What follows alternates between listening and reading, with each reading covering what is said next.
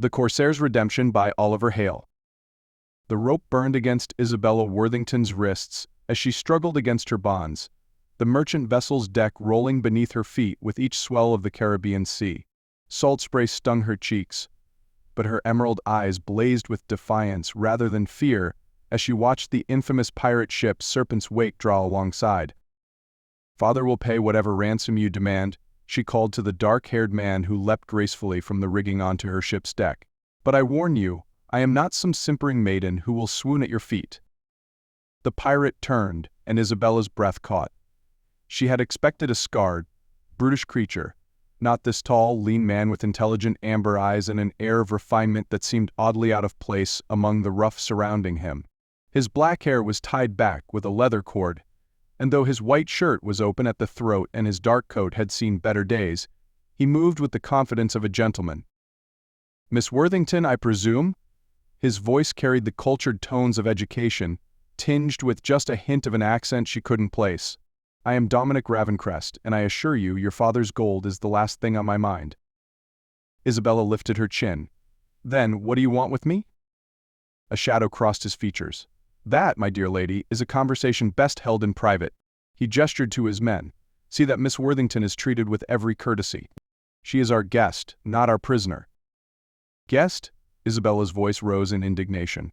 "You've kidnapped me from my own ship." "Rescued," Dominic corrected smoothly, "from what would have been a far worse fate than temporary residence aboard my vessel." Before Isabella could demand an explanation, she found herself being escorted, firmly but politely, across the gap between ships. The Serpent's Wake was larger than she had expected, its black hull gleaming despite its notorious reputation. The crew, while undeniably rough around the edges, stepped aside respectfully as she passed. Dominic's cabin surprised her further. Books lined one wall, their leather bindings well worn from use. Charts covered a large table held down by brass instruments that spoke of serious navigation rather than mere plundering. A violin rested in a custom-made case, and oil paintings of seascapes adorned the walls. "This is not what I expected from a pirate's quarters," Isabella admitted, running her fingers along the spine of a volume of Shakespeare. "Perhaps that is because I am not what you expected from a pirate." Dominic poured wine into 2 crystal glasses, offering one to her. "Tell me, Miss Worthington, what do you know of Governor Blackthorn's activities in Port Royal?" Isabella's blood chilled. Blackthorn was her father's business partner, a man who had been pressing for her hand in marriage with increasing insistence. "What does he have to do with anything?" "Everything." Dominic's expression hardened. "Your father believes he is sending you to marry a respectable colonial official. In truth, Blackthorn runs the most profitable slave trading operation in the Caribbean. Your dowry would fund his expansion into even more heinous enterprises." "That's impossible," Isabella whispered, though doubt crept into her voice. She had always felt uneasy around Blackthorn, sensing something predatory beneath his polished manners. Dominic moved to his desk and withdrew a leather portfolio. "I have been gathering evidence for months. Bills of sale, shipping manifests, correspondence with plantation owners. Your betrothal was announced in the papers 3 days ago. I had to act quickly." Isabella sank into a chair, her mind reeling. "Even if what you say is true, why should you care? Pirates profit from human suffering as much as anyone." "Do we?" Dominic's laugh held no humor. "I was born Dominic Ashford, second son of the Earl of Ravenscroft. I served His Majesty's Navy with distinction, until I discovered my commanding officer was taking bribes to look the other way while slavers used British waters. When I reported him, I was court-martialed on fabricated charges and sentenced to hang." He moved to the window, gazing out at the endless blue expanse. "I escaped the night before my execution and took to the seas. Every ship I have taken since belonged to men who profit from slavery. Every piece of gold I have seized has gone to purchasing freedom for those in bondage." Isabella studied his profile, seeing the pain etched in the lines around his eyes. "You're telling me you're some sort of noble pirate? That seems rather convenient." "Believe what you will." Dominic turned back to her, his amber eyes steady. "But I have saved you from a marriage that would have made you complicit in unspeakable cruelties. The question now is what to do with you." "Return me to my father," Isabella said immediately, though her voice lacked conviction. "Where he will simply arrange another marriage to another monster?" Dominic shook his head. "I think not." Isabella rose, pacing to the bookshelf. "Then what do you propose?" that I remain your prisoner indefinitely. I propose, Dominic said quietly, that you remain long enough to see the truth for yourself. In 2 days we intercept one of Blackthorn's ships. Come with us. See what your intended husband truly is. The challenge in his voice made Isabella's pulse quicken. She had always been curious, had always chafed against the restrictions placed upon proper ladies. Here was a man offering her a glimpse into a world she had never imagined. And if I refuse? Then I will put you ashore at the nearest British port with enough gold to make your own way in the world. The choice is yours. Isabella stared at him, this enigmatic man who had turned her world upside down in the space of an hour. Everything she had been taught told her to flee, to return to the safety of convention and propriety. But something deeper, a voice she had long suppressed, whispered that safety was an illusion, and that truth, however uncomfortable, was worth pursuing. I'll stay, she said, for now. The next morning, Isabella discovered that life aboard a pirate ship was far more civilized than she had expected. The crew, while rough in speech and manner, treated her with surprising respect. She learned that many of them were former slaves themselves, men who had chosen to follow Dominic, rather than accept their supposed freedom in a world that offered them none. Thomas, the ship's cook, had been a kitchen slave on a Jamaican plantation. "Captain bought my freedom fair and square," he explained as he prepared her breakfast. "Could have gone to work for wages in Kingston, but I chose to stay. This here ship is the only place I've ever been treated like a man." Samuel, the elderly quartermaster, had been a ship's carpenter before being pressed into slavery for debt. "Master Dominic, he don't just free bodies," he told Isabella as he showed her around the ship. "He frees souls. Every man here chose to be here." Isabella found herself fascinated by the workings of the ship. She watched the crew navigate by the stars, marveling at their skill. She observed their discipline during drills, noting that despite their fearsome reputation, they were as well trained as any naval crew she had seen. But it was her conversations with Dominic that truly captivated her. In the evenings, after the day's work was done, he would join her on deck or in his cabin, sharing stories of his former life and his current mission. He spoke of his family's estate in England, of his years in the Navy, of the moment when he realized that honor and duty could be found in the most unlikely places. "Do you ever regret it?" Isabella asked one evening as they stood at the rail, watching the stars reflect on the water. "Giving up your title, your position in society?" "Every day," Dominic admitted. "But not for the reasons you might think. I regret that I cannot openly court a lady of quality, cannot offer her the protection of my family name. I regret that my children will be born into a world that considers their father an outlaw." Something in his tone made Isabella's pulse quicken. "And do you wish to court such a lady?" Dominic turned to her, his amber eyes intense in the moonlight. "I have found myself growing quite fond of a particular lady's company. She is brave, intelligent, and possessed of a moral courage that puts my own to shame." Isabella's breath caught. "Dominic."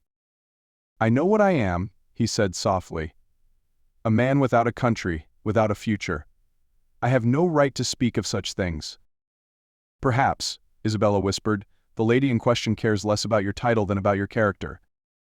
For a moment they stood frozen, the air between them charged with possibility. Then Dominic stepped back, his expression carefully neutral. "Tomorrow we intercept Blackthorn's ship," he said. "After that you will know the full truth of what you have escaped." The next day dawned gray and threatening, with heavy clouds rolling across the sky. Isabella watched from the deck as the Serpent's wake closed in on a sleek merchant vessel flying the British flag. "The Prosperity," Dominic explained, standing beside her. "One of Blackthorn's regular runs from the Gold Coast to Charleston. She carries human cargo." Isabella's stomach clenched as she heard the sounds coming from the other ship, moans, cries, the rattle of chains. The smell that drifted across the water made her cover her nose with her handkerchief. The battle, when it came, was swift and decisive. Dominic's crew fought with the fury of men who had personal reasons for their actions. When the Prosperity surrendered, Isabella followed Dominic aboard, steeling herself for what she might find. Nothing could have prepared her for the reality of the slave ship's hold. The stench was overwhelming, the darkness broken only by shafts of light from above. Dozens of human beings lay chained in conditions that would have been deemed unsuitable for animals. Children clung to their mothers, their eyes wide with terror and desperation. Isabella fled to the deck, retching over the rail. When she had composed herself, she found Dominic directing his crew in the careful liberation of the prisoners. "Now you know," he said quietly. "This is what your marriage would have supported. This is the gold that would have bought your wedding dress." Isabella wiped tears from her cheeks. "What will happen to them?" "We'll take them to a safe harbor, I know. There's a community of free men and women who will help them start new lives." Dominic's voice was gentle. "And Blackthorn's cargo will fund their new beginning." As Isabella watched the former slaves being brought aboard the Serpent's Wake, treated with infinite care and compassion, she felt something shift inside her. The comfortable certainties of her old life crumbled away, replaced by a clarity she had never experienced. That evening, as the rescued people rested on deck under blankets provided by the crew, Isabella found Dominic in his cabin, writing in a leather-bound journal. "A record," he explained, "of every ship taken, every person freed, every crime exposed. Someone should know the truth." Isabella moved to stand beside his chair. "And when will you have done enough? When will you have paid whatever debt you feel you owe?" Dominic set down his pen and looked up at her. "I used to believe I would know when that day came. Now I think perhaps the work is never finished." "But a man cannot live forever as an outlaw," Isabella said softly. "Eventually you must choose between your mission and your life." "What life?" Dominic asked with bitter humor. "What future can a pirate offer anyone?" Isabella knelt beside his chair, her hand covering his. "The same future any man can offer. Love, companionship, shared purpose. Do you think I care about titles and respectability after what I have seen?" Dominic's eyes searched her face. "Isabella, you don't understand what you're saying. To stay with me means giving up everything, your family, your position, your safety." "I understand perfectly." Isabella's voice was steady. "I am saying that everything I thought I wanted was an illusion. What I have found here with you is real." Dominic pulled her to her feet, his hands framing her face. "Are you certain? There is no going back from this choice." "I have never been more certain of anything," Isabella whispered. When Dominic kissed her, it was with the reverence of a man who had found something precious beyond price. Isabella melted into his embrace, feeling as though she had finally come home. 3 months later, the Serpent's Wake put into port at a hidden cove on the coast of Jamaica. Isabella, now married to Dominic, in a ceremony performed by the ship's cook, who had once been a preacher, helped establish the newest group of freed slaves in their new community. She had written to her father, explaining her choice and her reasons. His reply had been predictably furious, but she had also detected relief beneath the anger. Blackthorn's operation had been exposed by evidence Dominic had sent to the authorities, and her father had been exonerated of any wrongdoing. "Do you ever miss it?" Dominic asked one evening as they walked along the beach. "The life you left behind?" Isabella considered the question seriously. "I miss my father, and I pray that someday he will understand. But miss that life? Never. I was living in a beautiful cage, Dominic. You showed me what freedom truly means." She paused, turning to face him. "Besides, I have found something far more valuable than social position or material comfort." "And what is that?" Isabella smiled, her hand moving to rest over her still flat belly. "A future worth fighting for. A legacy of justice and compassion rather than mere wealth." Dominic's eyes widened as he understood her meaning. "Are you saying?" "I am saying that our child will grow up in a world where freedom is not just a word, but a reality we have helped create." Dominic swept her into his arms, spinning her around as she laughed. When he set her down, his expression was serious. "I love you, Isabella Ravencrest, more than I ever thought possible." "And I love you," Isabella replied. "My noble pirate, my honorable outlaw. You are the best man I have ever known." As they walked back toward the settlement, hand in hand, Isabella reflected on the strange turns her life had taken. She had expected to live a conventional existence, bound by society's expectations and limitations. Instead, she had found love, purpose, and a freedom more complete than she had ever imagined possible. The future stretched before them, uncertain but full of possibility. There would be more ships to intercept, more people to free, more battles to fight against injustice. But they would face it all together, bound not by duty or convenience, but by a love forged in truth and tempered by shared conviction.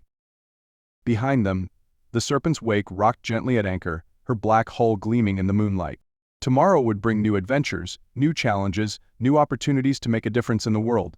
But tonight, Isabella was content to be exactly where she was, in the arms of the man who had shown her that sometimes the greatest respectability lay in being completely, authentically oneself.